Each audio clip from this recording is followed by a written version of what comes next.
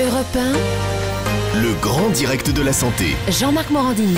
Et il n'est pas rare qu'à l'adolescence, certains jeunes s'entourent de personnes qui ont mauvaise influence sur eux et les poussent à faire des bêtises. Les parents sont souvent démunis face à ces mauvaises fréquentations. Alors comment faut-il réagir? Comment remettre son enfant dans le droit chemin, qu'on soit parent ou grand-parent d'ailleurs, parce que des fois c'est aussi les grands-parents qui se rendent un peu plus compte de ce qui se passe parce qu'ils sont plus disponibles. On en parle avec vous, docteur Stéphane Clerget, pédopsychiatre. D'abord, quels sont les signes qui peuvent nous indiquer qu'il se passe quelque chose dans la vie de l'ado? Alors, ce qu'on observe, c'est déjà des changements de comportement, tout simplement. C'est-à-dire, par exemple, le signe le plus fréquent, c'est une baisse des performances scolaires. En général, ça va de pair avec les difficultés comportementales, même si ce n'est pas systématique.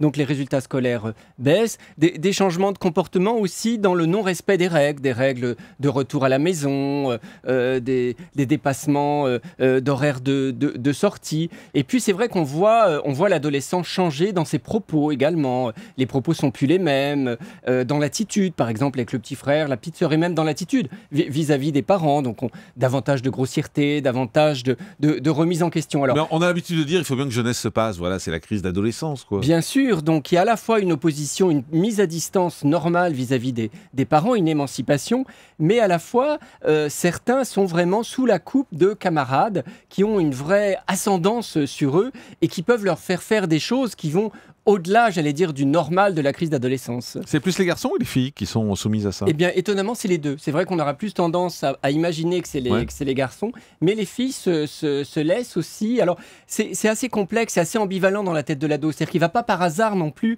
vers des mauvaises filles ou des mauvais garçons. C'est aussi pour lui un moyen justement de se décoller, et c'est d'autant plus vrai qu'on avait des parents très, très stricts et qu'on a été justement des enfants comme il faut. Et donc, en fait, ils ne vont pas choisir par hasard leurs copains ou leurs copines. Et c'est souvent suite à une rupture avec justement les copains et les copines d'avant. Donc c'est au moment justement où ils ne voient plus leurs copains et leurs copines d'avant qu'on peut avoir aussi la puce à l'oreille. Ça veut dire un déménagement, ça veut dire un changement d'école, passer de la petite école au lycée. Toutes ces choses-là, c'est ce qui peut provoquer ce décalage. Ça peut se passer dans ce cadre-là, mais même quand notre enfant nous dit « Oh non, je vois plus mes copains d'avant, je les aime plus, ils sont bêtes, ou je vois plus mes copines d'avant », ça peut être le signe qu'il passe effectivement à un autre type de relation et a priori avec des enfants moins recommandables. Mais est-ce que c'est pas formateur finalement? Est-ce que c'est pas aussi une façon d'apprendre la vie, quoi? Oui, ça peut l'être, sauf si on va au-delà et que l'adolescent se met en péril et a des comportements délinquants. Donc, il faut effectivement